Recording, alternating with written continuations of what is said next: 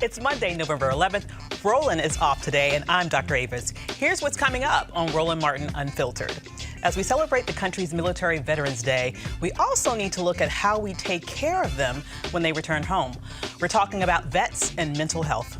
The Supreme Court of Georgia denied another request to halt the execution of Ray Jefferson Cromartie.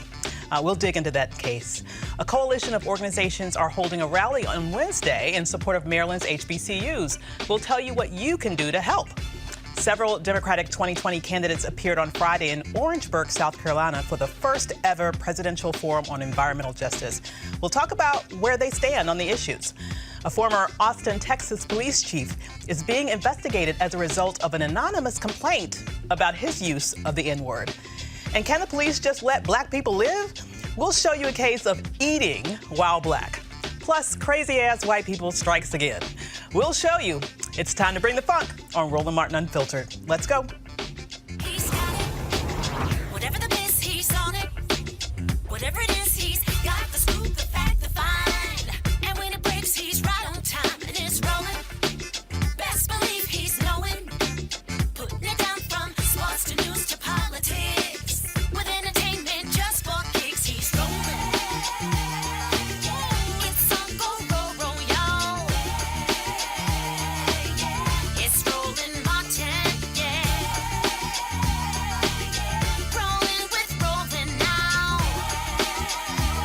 He's funky, he's fresh, he's real, the best, you know he's Roland Martin now.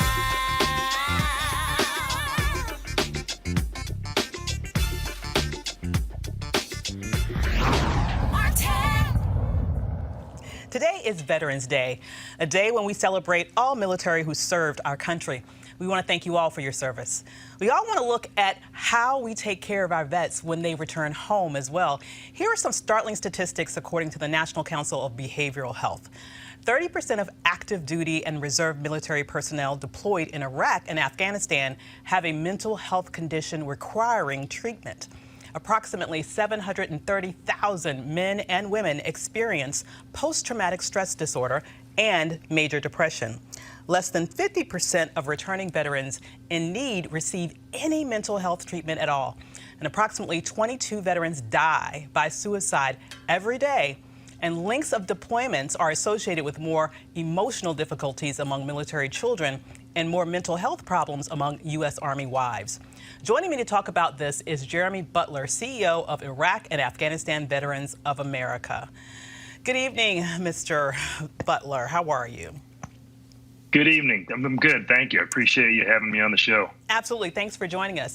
So when we hear those statistics, it is just heart-wrenching to think that you have individuals who dedicate their lives to serving this country, and then they get back here and face so many challenges. What are we doing to really make sure that we are able to close the gap between the needs that are there and the ability for those men and women to get the services that they require in order to get better?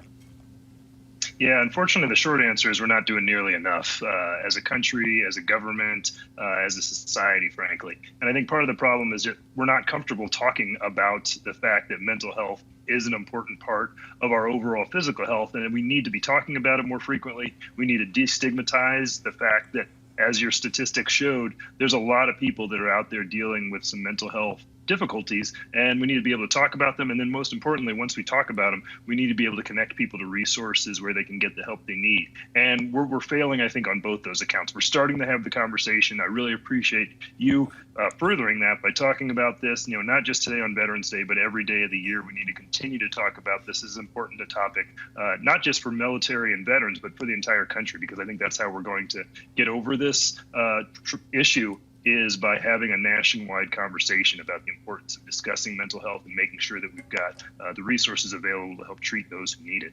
Absolutely. I think it's a very astute observation that there is this special stigma that it seems that we reserve for mental health in this nation. And when you think of all that those who have served us have faced and seen, I think a lot of folks are maybe even wary about what do you say, how do you handle these situations, how do we interact, how will they perform on the job? You know, how do we help people understand the importance of not only making sure that people get connected to the mental health services that they need, but also how to make them, how to better, infuse them into society so that they aren't stigmatized just because they were brave enough to serve.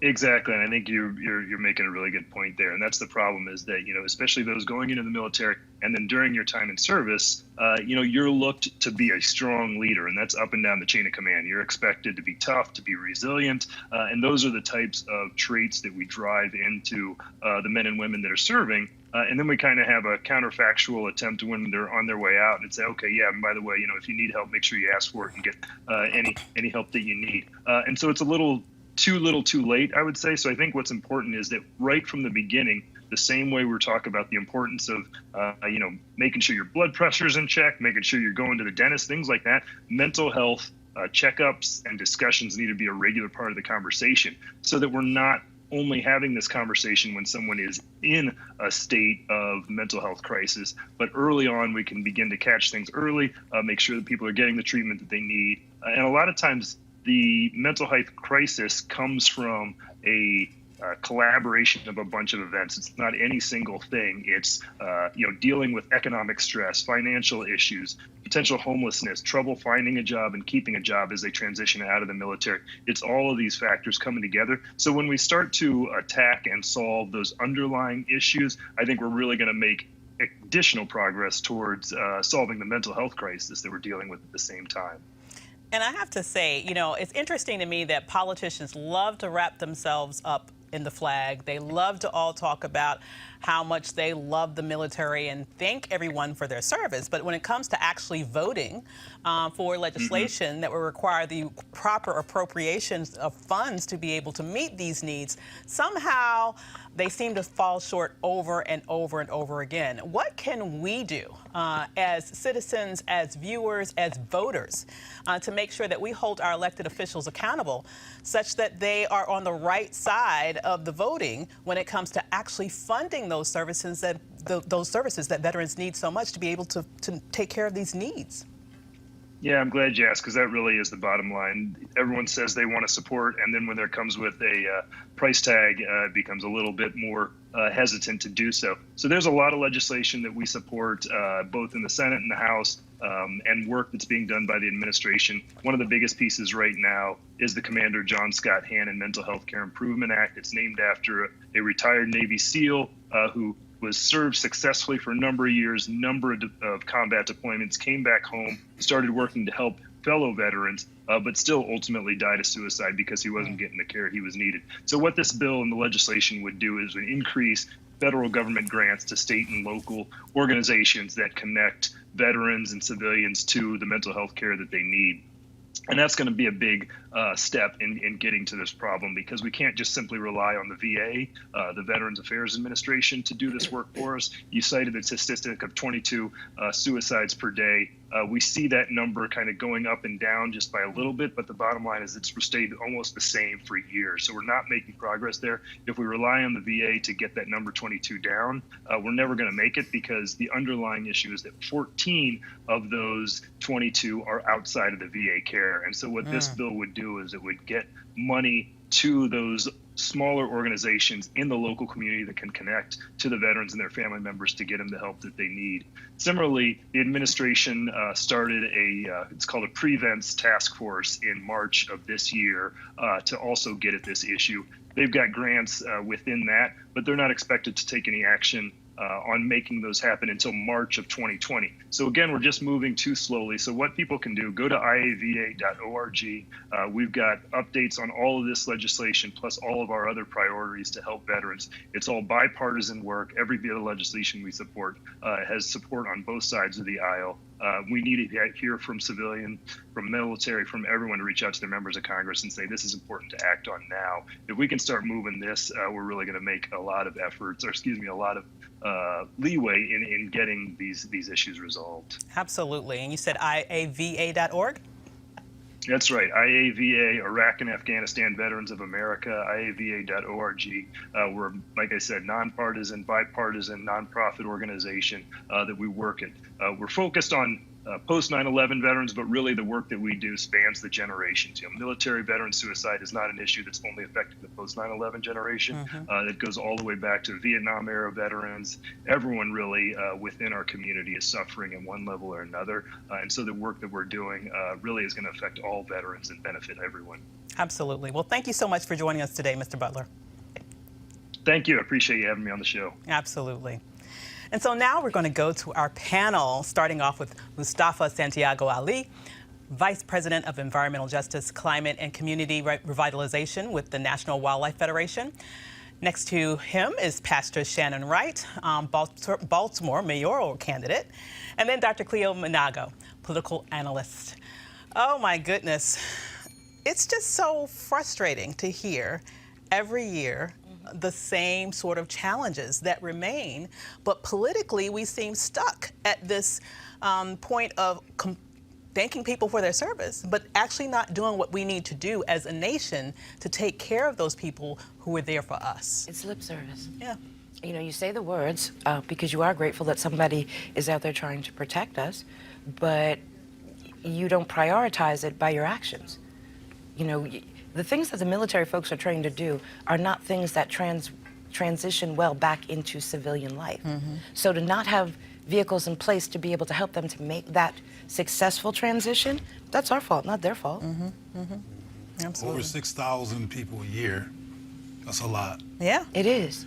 And it makes me wonder, and it's kind of rhetorical that I'm wondering, if the mental health system or approach in this country is even effective. One of the articles that Jackie sent us talked about a man who did go seek services, but they were inadequate and they didn't work well for him.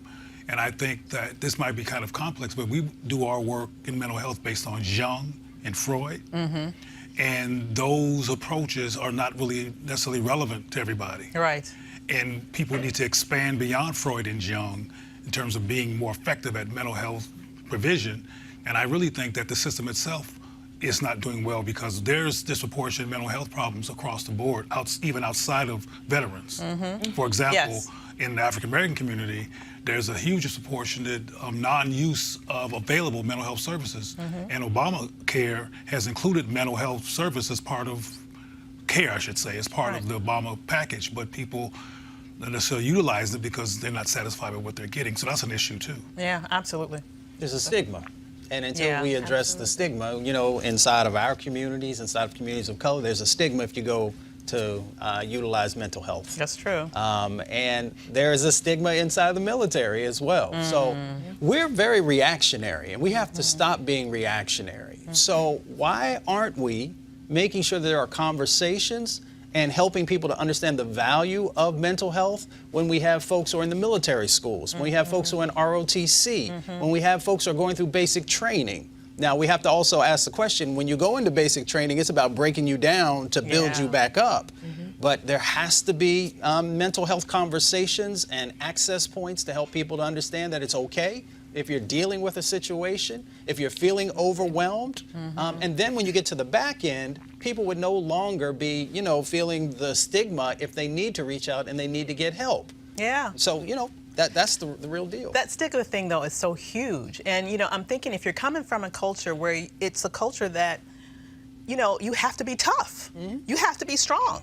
Your life depends on it, and the people around you, their lives depend on it. Absolutely. We have to figure out a way to let people know that saying that you need help is not an indicator of weakness. I mean, how do we get that message across? An issue of language. I ran a mental health center in Los Angeles for over 15 years, and when we changed the word from mental health to well-being, and found other buzzwords that sounded less stigmatized, people came running in. Wow. But also that had to do with how my staff was trained to engage them around the issue of mental health literacy or well-being literacy. Right. So because something has a stigma, I think we should realize that we should probably not use it. Instead of being mad at people or judging them for having a reaction to language, you're supposed to be in a position of care. Change the language so they can be responsive and be willing to walk through, because people know they need help. But nobody wants to be called crazy, including crazy people. I ain't crazy. You crazy? I might be. Well, I'm just saying. Well, we'll see if you sign But up. you know, We got to but stop. you know, Yeah. and it's not just in the military. Yeah. A lot of That's the right. things that we see going on in our cities, a lot of these mass shootings, a lot of these, listen, mental health care or lack thereof is a problem. Yes. And if we don't address it, it's going to address someone we know or love. Yeah. Period. Absolutely. If it hasn't already. 47,000 people are committing suicide every year in our country, something That's like that. The crazy. numbers are crazy. Yeah. I thought the numbers were higher than the gentleman shared with us of folks who are actually taking their lives. Veterans. Yeah, the veterans who are taking their lives. So, you know, I remember when I was a kid, there was a gentleman who was in our community, and he had came back from, you know, being across, you know, and dealing with some situations when he was, you know, in service. Right. And he was ostracized. People would actually, because something bad happened when he was there, and he just couldn't, you know, sort of find the space and the support to help him make that transition, excuse me. And he was literally ostracized. People would, you know, say he was crazy, and they would, you know, literally not engage with him, and he would walk the streets. Wow. And he would walk the streets until one day folks no longer saw him, and people were wondering what happened to him, and he had taken his life. Oh, my goodness. Wow. Well, we can't let that happen. That sort of thing, it's really no excuse. We have to figure out a way that Absolutely. we don't let people fall through the cracks like that. Especially the ones that are on the front line looking out for us. Absolutely. No excuse. That's not right. Well, I hope people are listening, Avis, because it's getting worse. Yeah. Yeah. The mental health crisis is getting worse. And I was a keynote speaker at a mental health conference some years ago, and I remember asking the providers, who's in this room to diagnose somebody as crazy, and who in this room is not crazy? And you know, people was doing this, didn't know whether, and these were therapists. Wow. They didn't know whether to raise their hand or not. Wow. You know, and some people go into therapy because they need therapy. Yeah. You know, and because they have a working relationship with mental illness, so they professionalize their personal relationship with the phenomena, and they may or may not make the best therapist. And therapy does not mean you're crazy. It just means you doesn't. need somebody to talk to. You know, when you can So- admit that there's an issue, life is stressful. Yeah. So sometimes you need a little bit more help in terms of figuring out what are the best resources and tools Yes. for you and the people around you to be able to deal with that stress.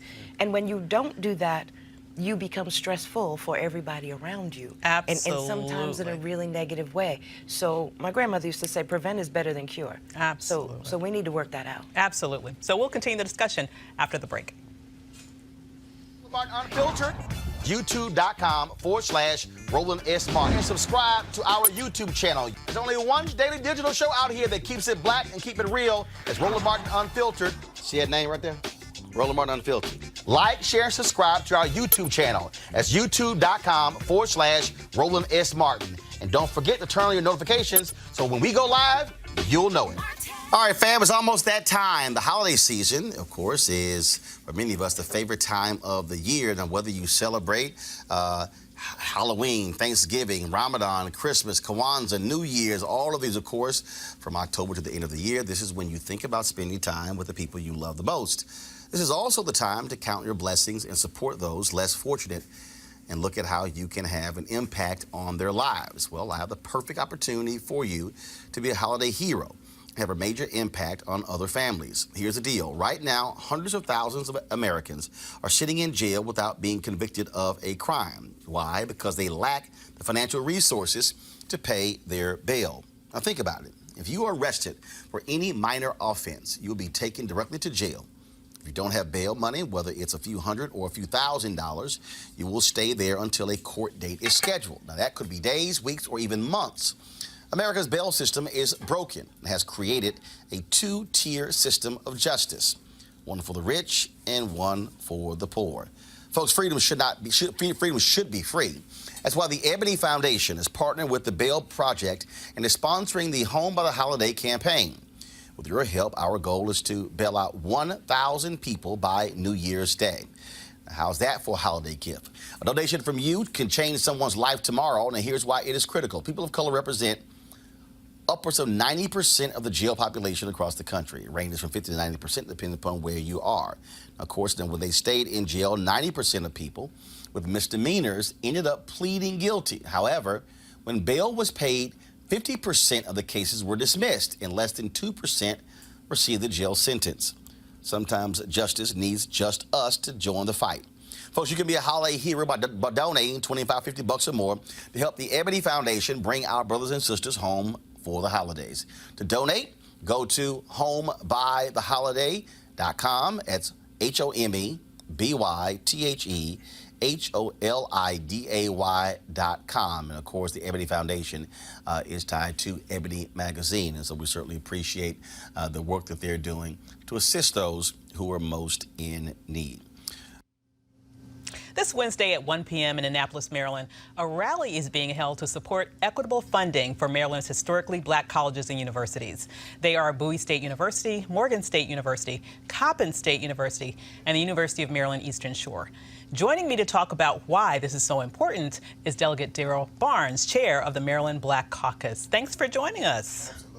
For having me. Absolutely. So this is an issue that we've talked about a lot on this show. Where are we right now in terms of the struggle to make sure that Maryland's HBCUs are funded fairly? Well, right now we're in a quagmire, if you will, where we have been underfunded for so long. This lawsuit has been going on now for a decade and a half. And our HBCUs in the state of Maryland have been underfunded. And that's why we have a call to action, a sense of an emergency to get the governor's attention, to let him know that we would not accept what they're offering, that the state has come and said that this lawsuit should be settled around $1 billion to $2 billion. The governor has said that we'll fund it at $200 million. That's totally unacceptable. That's totally unacceptable for me and the Maryland Legislative Black Caucus. Thus, the reason why we're having the rally on Wednesday, November the 13th. And when you think about, you talked about this difference between where where the judges have said you should be funded and where this governor has offered this complete underfunding. What makes him think he can get away with this? Is it just that he just believes that nothing's going to happen and you'll just fold? Well, if the governor was sitting here with us right now, he would say that he has done more than his predecessor. He would say that he has funded our HBCUs at higher levels of funding. But I'm here to say that he has not. I would beg to differ. Looking at where we are right now in our HBCUs and our TWIs, we are not getting the adequate funding that we need. Our 4 HBCUs in the state of Maryland are hurting. Therefore, we need to do all that we can to try to settle this lawsuit and provide the adequate funding that they need. Now, I'm a proud HBCU grad. I'm sure that I'm not the only one on the panel. And, it's critical to think about what HBCUs give to this country. I mean, we produce just so many amazing individuals who really are an asset to the entire nation. What can we do as a collective to make sure that we can support you? In addition to people who can show up in person at your rally, what would you expect other people across the country to be able to do to make sure the government gets the message and finally Maryland's HBCUs get the funding that they deserve? Sure, I think it's programming like this that helps get the message out on the importance of what this stands for. This is not just good for the state of Maryland, but this is good for the nation because all eyes are on Maryland, on what we're doing and what will be the outcome of this lawsuit. This affects everybody. This is not just good for those kids that go to school, but this affects our economy. This affects our public safety, criminal justice reform, those that want jobs. We want to make sure that we have the best institution of higher education in the state of Maryland. We want to ensure that those kids that want to go to college can afford to go to college. We want to ensure that those kids that want to go to college have the best programming and the best athletic programs that they deserve. And it should not just be at our flagship institution in the University of Maryland.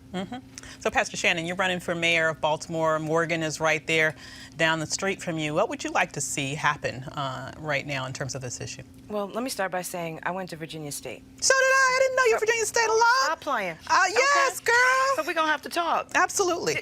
Did you like the milk? It was a farming, agricultural, and the onion milk was Onion. Oh, my goodness. Anyway, so as an HBCU person, I do understand the significance of the colleges and what they provide. I get that. But a couple of things. One, the funding does not meet the needs of where the schools need to be moving, and I understand that too. But I think that we have to be sure and I say we, as in all of us in Maryland, have to be sure that with this lawsuit and with the way it is moving, that it is actually moving in a benefit of the schools and the students, because what happens in Maryland is going to affect all the HBCUs. So if this thing goes awry of where we need it to, it could really have an adverse effect on all of the HBCUs. So I think all parties need to be careful and sure that they are coming to the table with the best needs of the people and the students, and not political agendas. Well, That's my only concern. And I would agree. And that's across the board. And I would agree, but this has been going on now for a decade and a half. It has. All right. It has. So let me be clear on that. So when you talk about a decade and a half year old lawsuit, this has been tried and tested to ensure that the programming that they need, the duplication of services have been looked at, the amount of money that is being asked for meets the needs of the students and the institutions themselves. The plaintiffs have now come back and said, this has been going on for so long, we'll settle for $577 million. That's a far cry from the $1 billion to $2 billion that the state has come back and said that they deserve. We also know that 20 years ago to date, the same lawsuit happened in Mississippi. Mississippi settled for three institutions for $791 million. Now, we also know that, you backtrack this a little bit, our predecessor, the former governor, Martin O'Malley, tried to settle this lawsuit for $60 million. Another slap in the face. Wow. So this governor, who's a Republican governor, said, listen, I'll do better than he did. I'll settle the lawsuit for $100 million. I'll give you folks $40 more million, and you should be happy with it.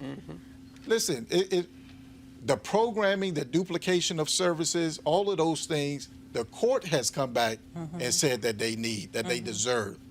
The courts have said, looking at where we are, looking at inflation, looking at all the things necessary, this lawsuit should be settled to date, at least at $1 billion to $2 billion. The court system said that. This isn't a number that the plaintiffs or we came up with. The court said that. So looking at all of those things, we have now come up to say that there's something that needs to be done. Now is the time, because this has been going on for so long. And lastly, we will be putting in legislation this upcoming session from two people from Baltimore, Delegate Keith Haynes and Delegate Charles Sitdor, to say that we need to put in legislation that gets us closer to the $1 billion that the court has said that they deserve. Yes. So now the onus will be put on us to ensure that the lawsuit gets settled one way or the other. The purpose of the rally is to make sure that the nation hears our concerns.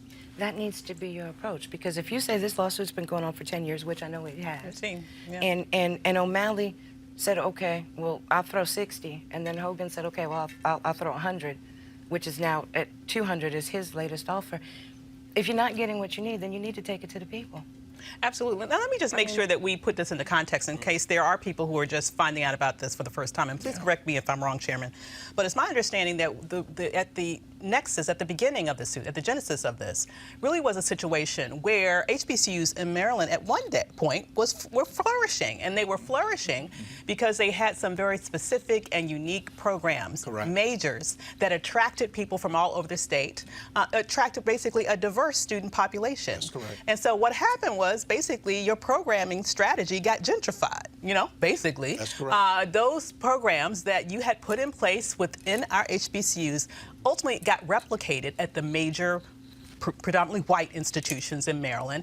And because of that, those students who had gone to HBCUs exclusively to get that programming ended up going to these PWIs, which meant that you had less students, which meant that you had less income, and you were basically big-footed, okay? And this suit was all about correcting that wrong. That's correct. And for over a decade, 15 years now. Yep. You've been trying to be made right. You've been trying to have the situation be made right, only to be undercut time and time again. I wouldn't do Roland justice if I didn't ask you who else is joining you at these rallies. What organizations? Is the NAACP taking place in this?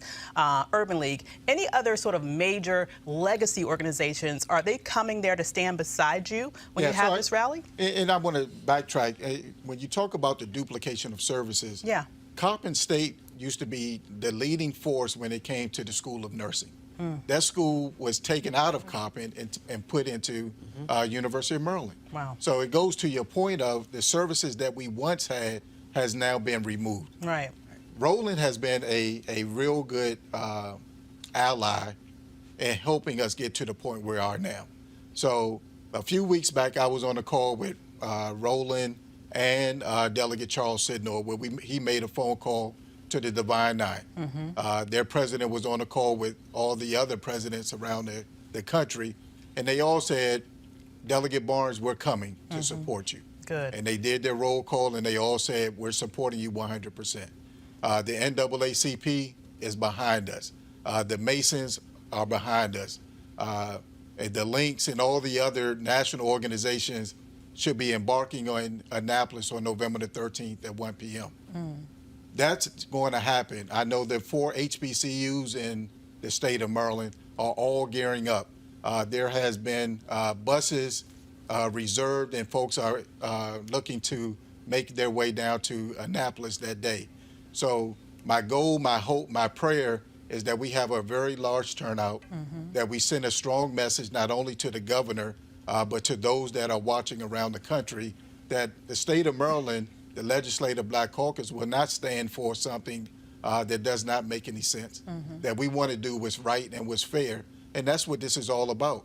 We don't want anything that we should not be getting. We don't want anything that we should not deserve. We just want to make sure that the children and the young people in the state of Maryland that do want to further their education, that do want a quality education, are able to receive that at one of our 4 HBCUs. Absolutely. Mr. Well, Barnes, go right ahead. I have a question. Congratulations on your work. It's very important work. Yes, sir. I have kind of a two-pronged question. One is, being that vital programs have been previously gentrified, as Ava mentioned, what is the plan of action to prevent that again once you get the funding that you deserve for that activity to occur again, that usurps your power?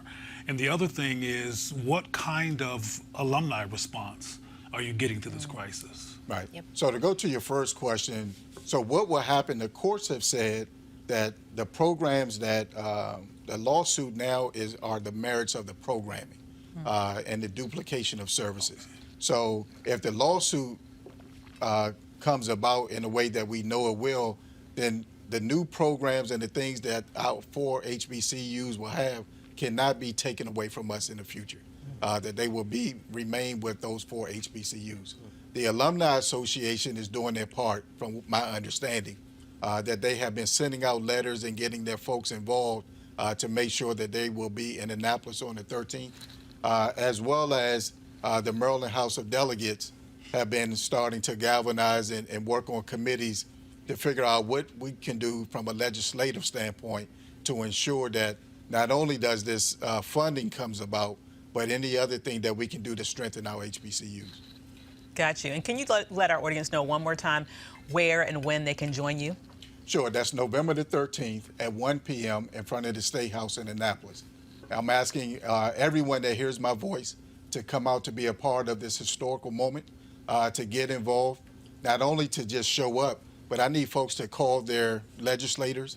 I need folks to call the governor.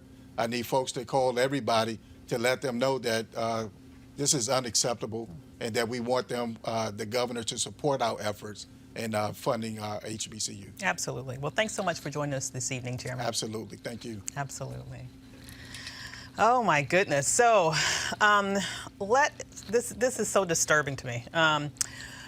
But I guess we should go right on. Should we go right on? All right.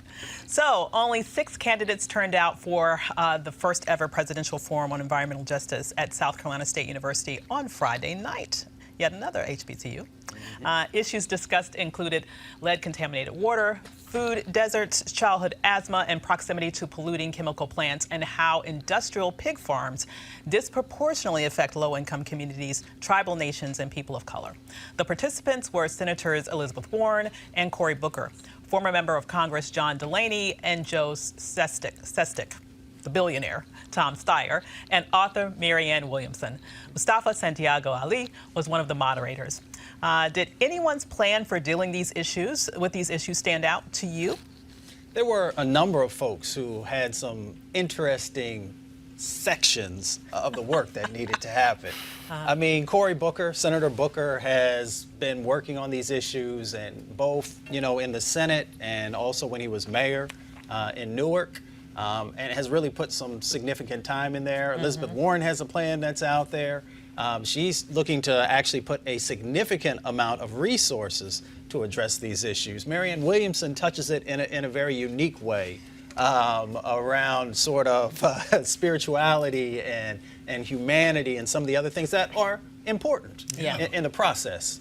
And, there are a couple other folks who had some slightly different ways of looking at it. Delaney has a very interesting way of trying to get some resources from sort of a carbon tax, cap and trade. All this stuff, is in the mix. The reality of the realness of this is, do you have a plan to help protect people's lives? Do you have a plan to make sure that their voices are a driver in the policy development? Yeah. And then do you have a plan to actually fund what you're saying you're going to do? I think that last one is a big one because the reality is that in this primary season, there seems to be a lot of people who are talking about a lot of different things, thinking big, and I think this is a moment to think big. But we also have to think about, really, can everything be done that you are talking about doing? And when we talk about this issue in particular, it's been an area that we as a nation really have not focused on with any great degree, even though the need is there. And I also believe the potential is there for employing lots of people in growing industries. So given your discussions with all of these presidential candidates, can you think of one particular example of a proposal that you thought, hey, that seems feasible, I think this can happen? Well, I try and stay unbiased in the process because we still got a long way to go. Absolutely. I think that there are elements of a number of the plans that are feasible. I think since that, Senator Booker has put his out there, let's say of the candidates who showed up. Right. So let's just call out who did not show up. And I'm sure there are a number of reasons why they didn't, even though they had months to be able to lock it down. Unfortunately, former Vice President Joe Biden didn't make it. Right. He had some other things that he felt was more important than the lives of African Americans and Latinx communities and indigenous communities and others. Well, let's say I hope that he cares about those communities. Unfortunately, Bernie Sanders wasn't there. And Bernie has been someone who's talked significantly about climate change and environmental justice, but he was in Iowa. So he didn't make it to South Carolina, where there are a whole bunch of folks of color and others who will be voting, and I'm sure they'll make their own analysis there. Julian Castro, someone who really understands the housing component of environmental justice, didn't make it. And we invited both Republicans also as well as Democrats, and 3 Republicans didn't make it, but it was historic. Yeah. How do you explain the general indifference to this issue? Well, I think that anytime we have folks of color, anytime we have lower income communities, and when we have indigenous populations, if you look down the list of the things that are happening in our communities, and environmental justice touches healthcare, touches transportation, housing, all these different issues, we just don't get the attention that other issues do. Well, I also meant not simply on a macro level, but on a micro community level. I mean, I rarely hear a conversation next door about the environment. Well, but we frame the environment differently than a conservation conversation. We're talking about the 25 million people who have asthma, the 7 million kids, and disproportionately it is our community. So if you ask somebody, if we go into a church or we go into a mosque and we ask somebody, how many folks do you know who has asthma? Everybody's hands going up. And then we talk about, well, do you know where that comes from?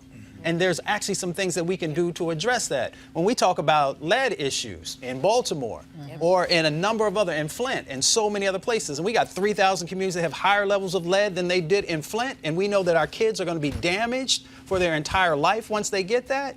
Once people have that information, they're having the conversations. They're just not framing it the way some of these other organizations and surveys do it. That's a very good point because, you know, at least in my mind, I oftentimes think very differently about, for example, climate change versus environmental justice. And when I think about environmental justice, I think about things like the dump being located near our neighborhoods. You know, I think about the things that you mentioned, like having dirty water that's going to make your kids ill. Yet still, you know, these are things where it's so hard to have the political power to stop the environmental injustice that continues to target our communities with these sort of toxic neighbors that other people vote out of their communities. Like, what can we do to protect our communities to make sure that we're not more likely to be exposed to chemicals that will give us cancer or asthma or any of these other illnesses that disproportionately impact us? Well, we can do one of the things that we talk about on this show. We can vote, but of course there's the education that comes before that. We can make sure that we're putting folks in office who actually care about what's going on, and then we hold them accountable, whether they're Democrat or Republican or independent. We got to hold them accountable. We can also begin to better utilize our dollars. Stop giving the people who are polluting you, the people who are killing you, your dollars. And sometimes it gets a little more difficult, but we have to have that evolution also inside of our communities. And we got to make sure that in our churches, in our civic organizations, in our schools, that we're actually educating young people and others about what's happening. The amazing thing is that younger kids and folks probably who are about 30 or under, environmental justice is a part of their paradigm. Climate change is a part of their paradigm. Right. So, because they grew up seeing Katrina, they grew up seeing what happened in Puerto Rico, they grew up seeing the number of these things that are going on. So they're actually a driver in the process. The environmental justice movement's been going on for 40 years, and that's why it's kind of ironic that this is the first presidential forum ever on this issue. No one will ever be able to have a state race or a federal race again and not be able to make sure that this is a part of what's happening in that space. And the jobs. Well, that's good. That's the last down part. to local That's as good well. news that there is a sign honestly. of theoretical progress that the presidential candidates are including this issue, because as I travel across the country, I rarely hear it come up. And a lot of people don't even associate asthma with environmental injustice. They But think it's something else. I mean, and even in Flint, Michigan, those people saw brown water for a long time in their lives before the light was shined on it, and they had normalized this as a part of their reality. And I think that people need to unlearn realities that hurt them as part of the work. They're desensitized to think that this is what normal. Like, you're talking about this on the presidential level, but I can tell you how it affects us in Baltimore. The city used to track food deserts, but there have become so many food deserts in the city of Baltimore that it's now food challenged priority areas. They've stopped counting them. So in Baltimore, you have more liquor stores and bodegas that may sell a quart of milk in the back of the store, so that you've got the little kid, grandma sending the kid to the store, but they go into the liquor store to get the milk. So it has become okay because the supermarkets don't make money in our communities. Because if we're looking to stretch that dollar, we're not looking for the freshest produce, because we don't always understand the value in that. When I was younger, I used to think canned was just as good as fresh, because it was cheaper. But there's a big difference between the nutritional value in canned, frozen, and fresh. Right. We're not being taught that. We're seeing the after effects of not having that. And in a city like Baltimore, there are folks that really cannot get to a supermarket. You're not getting fresh produce. You're not There's getting another issue, though. all of these things. And when you can't even eat correctly, you forget the lead in the pipes in all the school buildings. Forget the lead paint. Forget food. You're right. But there's an additional issue that I believe likely affects Baltimore as well. When there has been a major market in the community, the food was not good quality. No. The vegetables, et cetera, didn't look good. They were leaning and stuff. So people left those places and went to the white folks' stores. Yes. And so the white people who owned the stores that were in the community claimed that they didn't have a lot of people who were using the stores, so we got rid of it. as opposed to looking at the institutional racist part of bringing an old watermelon or several old watermelons to a black community store that nobody wants, so they go to the white place, which justifies that there's only these other areas to go to shop. Absolutely. The quality of the food is definitely different depending on the zip code that you're in. Yeah. Let's anchor this in the reality of what's going on in our communities. We have 100,000 people who are dying prematurely from air pollution. That's more than dying from gun violence. So when we help people to understand that this many people are actually dying, more than are dying from gun violence, amazing. It gets people's attention, and they have to get focused. And that's why we were blessed. We had the National Black Caucus of state legislators, President Gilda Cobb-Hunter, who actually said this is significant. And they actually helped to sponsor this. And now those black legislators, like the gentleman who was just sitting here, they're now going to start to begin to introduce legislation on the state level, which is important, to be able to begin to address some of these issues. And here's the other dynamic.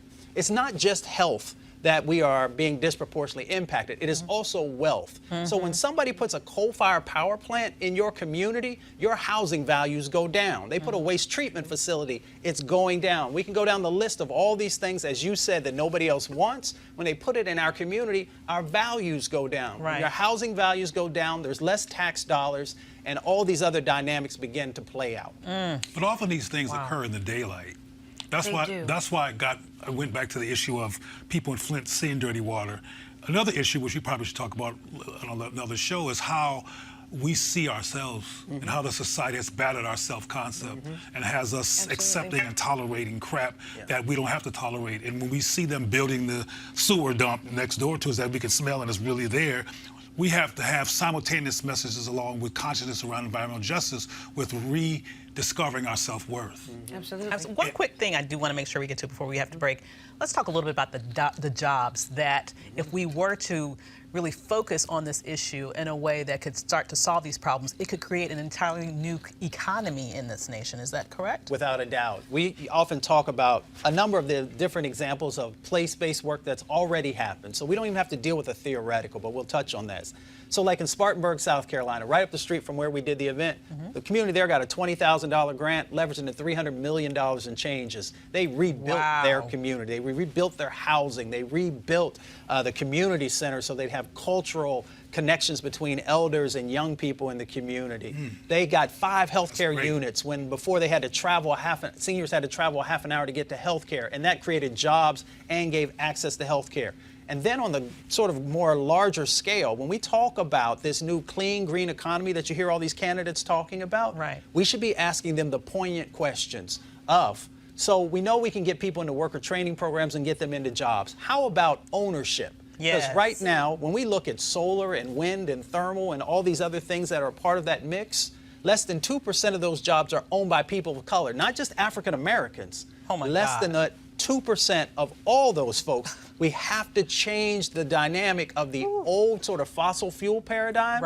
And as we talk about this new green paradigm, we have to make sure there's true equity in that process and that our folks are represented and that we are building wealth through this. Literally, it'll be a multi-trillion-dollar economy. And we got to make sure we get some black in that green. That's what there it is. It's some black in the green. All right, we'll have a break and we'll be right back. You want to support Roland Martin Unfiltered? Be sure to join our Bring the Funk fan club. Every dollar that you give to us supports our daily digital show. There's only one daily digital show out here that keeps it black and keep it real as Roland Martin Unfiltered. Support the Roland Martin Unfiltered daily digital show by going to RolandMartinUnfiltered.com. Our goal is to get 20,000 of our fans contributing $50 each for the whole year. You can make this possible. RolandMartinUnfiltered.com. You want to check out Roland Martin Unfiltered? YouTube.com/Roland S. Martin. And subscribe to our YouTube channel. There's only one daily digital show out here that keeps it black and keep it real. It's Roland Martin Unfiltered. See that name right there? Roland Martin Unfiltered. Like, share, and subscribe to our YouTube channel. That's YouTube.com/Roland S. Martin. And don't forget to turn on your notifications so when we go live, you'll know it. Most definitely. A San Francisco man identified as Steve Foster of Concord was stopped and later handcuffed by BART police officers as he holds a sandwich he was trying to eat while waiting for the train. Here's what happened.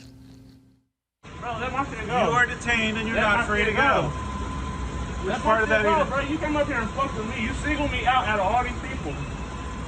You're eating. Bro, so what? It's against the law. So what? I tried It'll be to dumb if explain I that don't to you. bark. Let my shit It's go, a bro. violation of Stop California shitting law. me. Bro, can you I please have let the my right back- to detain you. No, you don't. Yes, I do. Can you please let my backpack go? Are you going to cooperate? Yeah, we're. So you cooperating, leave me the fuck You're alone? going to go into jail. I'm not going to jail for eating a fucking sandwich. No, for resisting arrest. I'm not resisting arrest. You are I haven't resisting done right anything now. wrong. I haven't done nothing wrong. I've done nothing wrong. You can argue that I've with done the nothing judge. wrong. Let my bag go. Just let.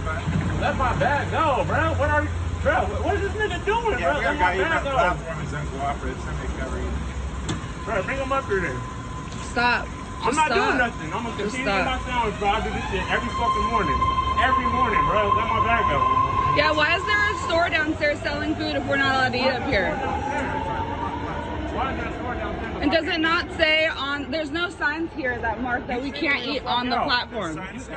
Where is there a sign up here that says we can't eat on the platform? Where is there a sign up here? Where is there a sign up here, sir? Excuse me. Where is a sign up here that says that we can't eat on the platform? We know that we can't eat on the train. People come up here and eat every But where? fucking day, Where is drinking there a sign coffee and that all that says shit. Let my bag go, bro. Is there a chance You ain't got no, bro. You ain't got no, bro. You ain't got no reasonable cause to fuck with Is there a me, chance you could allow me to talk? bro. Let go of my bag. You are detained and you're not free to go. I'm not Okay, detained. you're I gonna haven't end done up going to nothing wrong. jail. I've done nothing wrong. You are detained. Stop. Single You're me Stop. out. You're For under what? arrest. You're going For to what? jail, my man. Detained for what? For eating. It's illegal. It's a Stop. violation of Stop. California law. Stop.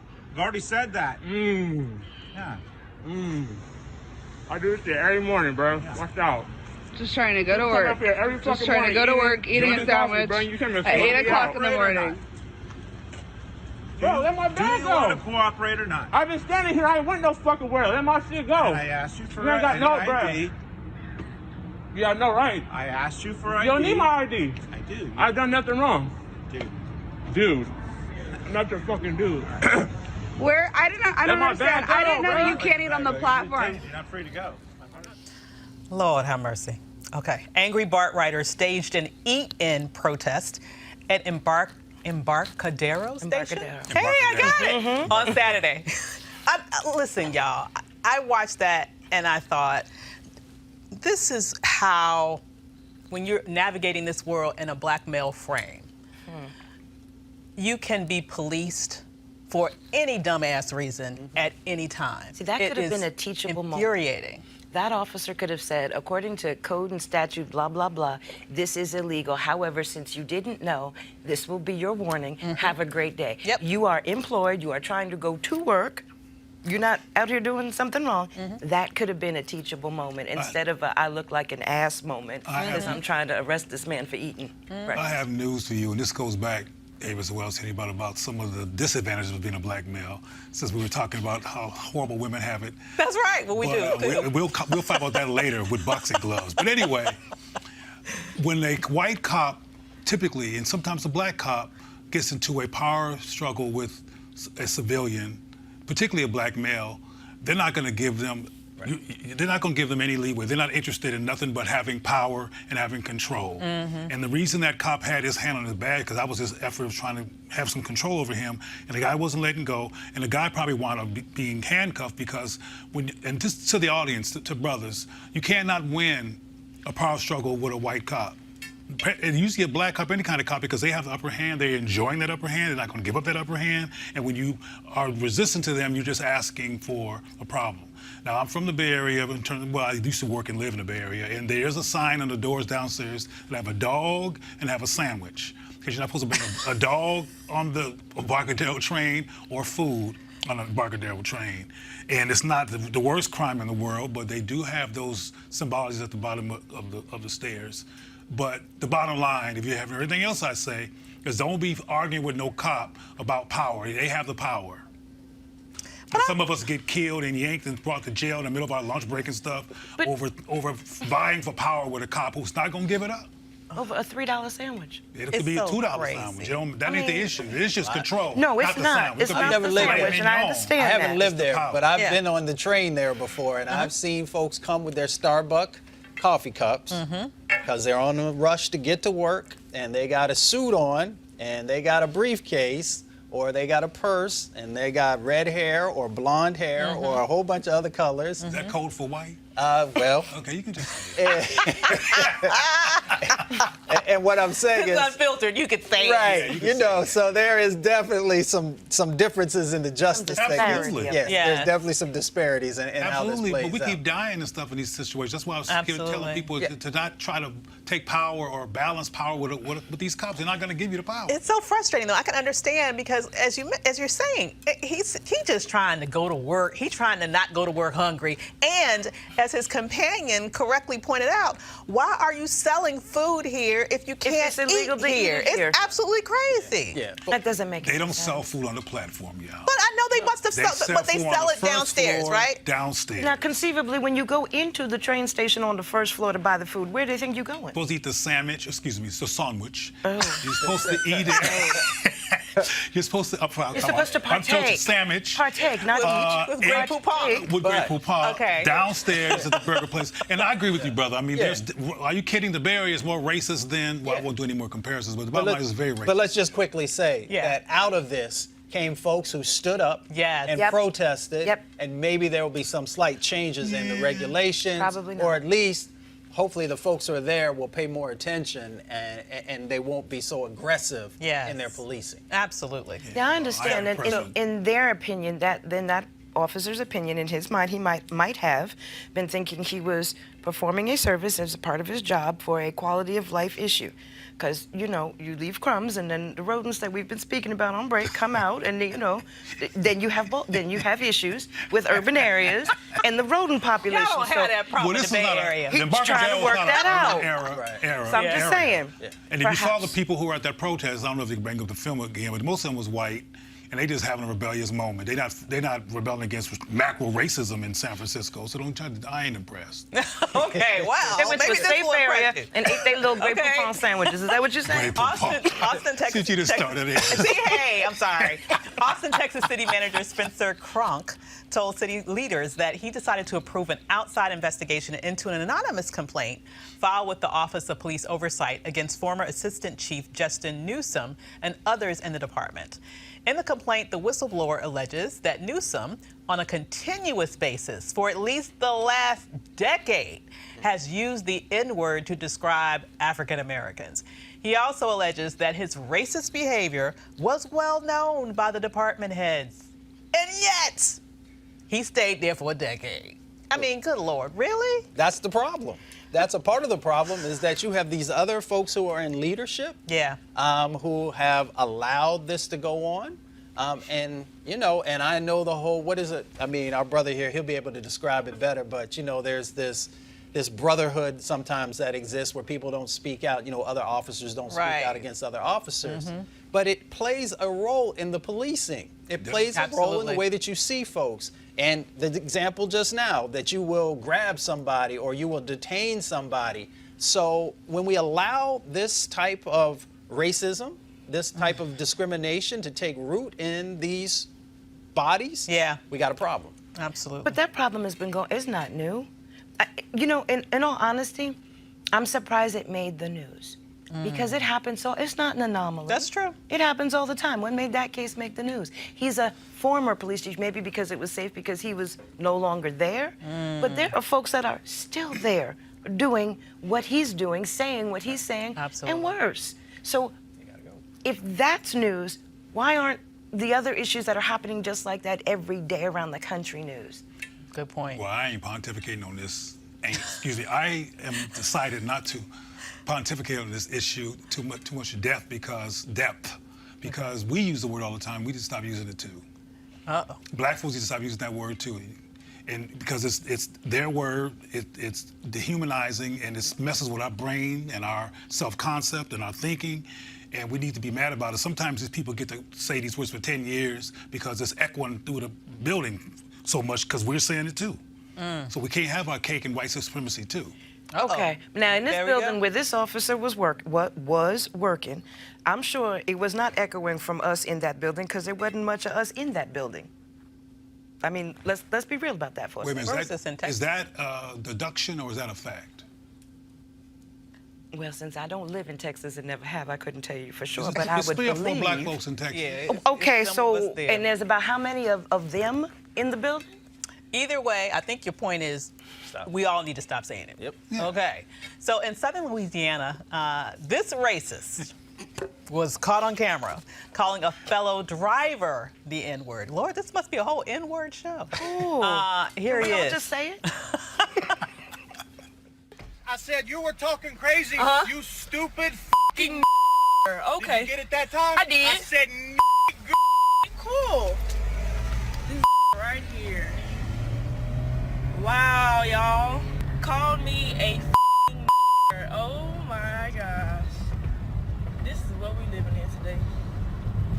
This is what we are living in today. But it just shows you that we're still living in this time period, y'all. Like, we still going through racism. It's crazy. Old ass man talking to a young black female like that. Sad. Avis. Is this the crazy ass white people segment? Because there have been several situations through this show where the crazy ass white people moniker would have been appropriate, but I think definitely for this segment, this has got to be a good finalist for the crazy ass white people segment. You know, I hate What to name it. the hell was that? But I gotta, this young lady, she embodied the spirit of Martin Luther King. She found somebody else's cheek to turn because I am not, see, I would have been following to a destination just so I could get a plate and report what I was about to do. She took that way too calmly for my really taste. did, and I got to give her some credit because I can't say I would have. And I'm all jokes aside, it would have been a black woman angry moment. Y'all know what was going on, right? Oh, he was going to pick up the police chief. So that's what was going on right there. Let's all go to get the chief. Yeah. Let's talk about it. Well, see, what I hope my don't God. happen, because she said something about this is happening in this day and age. I was in Virginia some time ago, it was like last year, minding my own business, driving, and this white man in a red truck who had the Confederate flag on his. Jesus. He was driving next to me, and I was paying him no mind. That means I was not paying him any attention. Oh. And he was. Why do you look to this side when you see Because he start speaking because like he was, that? you know, what that you lane. Trying to say? He was in that lane. He was white. He wasn't you. Oh, He okay. was in the lane. And he wanted me to pay attention to him, and I have a life. I'm not paying attention to you. So he pulled in front of me, and I couldn't do nothing about that because he's right there. And he said something very, very, very similar. And I hear this kind of stuff all the time. I don't know why people acting like this is where y'all been. No, I'm not surprised, shoot. But I'm just saying, Well, she I was would saying not in have this taken day it and that age. calmly. I know I would not have taken it that calmly. What y'all would have did? Personally, Excuse me, what would you have done? Well, This so, was your experience. let me break it down for you. choice words to say back at a minimum, and I definitely would have followed his ass. So, Why 2 years being ago, surrounded by the Klan. in a car, had a situation. I think I'm being censored, y'all. So we gotta go to the next story. A judge has issued a new execution order for Ray Jefferson Cromartie. I'm sorry. I hope I pronounced that correctly. Whose scheduled death by lethal injection was halted Wednesday by the Georgia Supreme Court. Cromartie has been hoping for a court to order new DNA testing, which he said could prove it was actually his accomplice who killed store clerk Richard Sleazy during a robbery attempt in April of 1994. The Georgia Supreme Court has shot down Cromartie's appeal for the testing, even though the victim's daughter has spoken out in his support. The question of who pulled the trigger at Junior Food Store in Thomasville near the Florida border has been in dispute for 25 years. We'll continue to update you on this story. So, in memoriam, Bernard J. Tyson, Chairman and Chief Executive Officer of health insurance Kaiser Permanente, died unexpectedly in his sleep on Sunday. He was just 60 years old. In addition to leading one of the nation's largest nonprofit health plans, Tyson's was the company's first black CEO and a champion for accessible health care, racial justice, and workplace diversity. Time magazine named him to its 100 most influential people list in 2017, and it's a list of 50 top leaders in healthcare in 2018. The day before his death, Tyson spoke at the Afrotech Conference on Equity in Healthcare and Technology, and earlier that week, he spoke on a panel at the AT&T Business Summit, where he discussed the need for companies to be both diverse and inclusive of diverse workforces. In response to his death, the National Union of Healthcare Workers postponed a 5-day strike by 4,000 mental health professionals that had been set to begin today at more than 100 Kaiser clinics across California. He is survived by his wife, Denise Bradley Tyson, and 3 sons from his earlier marriage, Alexander, Charles, and Bernard Tyson Jr. We'll keep his family and all those who loved him in our thoughts and prayers. So that concludes today's Roland Martin Unfiltered. Roland will be back tomorrow. If you like what you see here, be sure to go to RolandMartinUnfiltered.com and join the Bring the Funk fan club. Until next time, I'm Dr. Avis. Holla!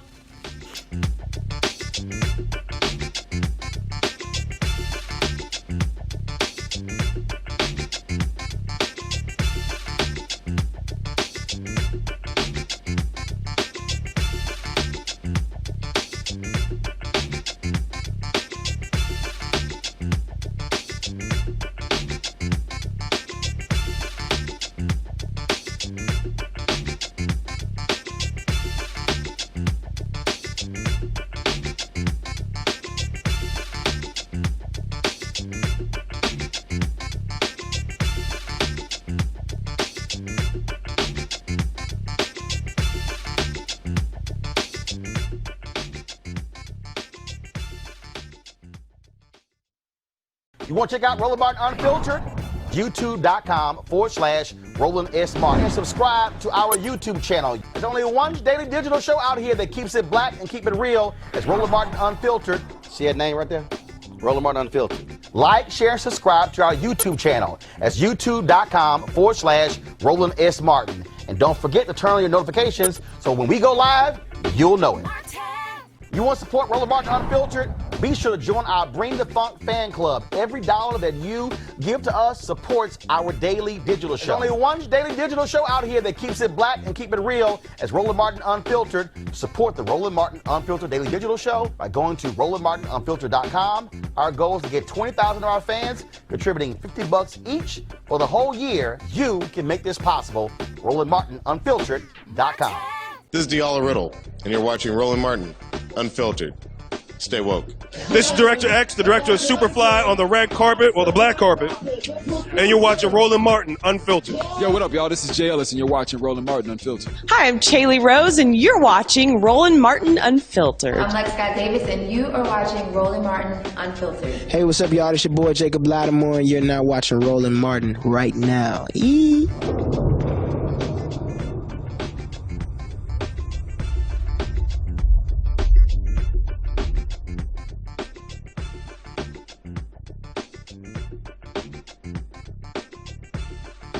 Hey fam, want to check out Roland Martin Unfiltered? The blackest show on all of digital, cable, and broadcast. Check out our audio podcast.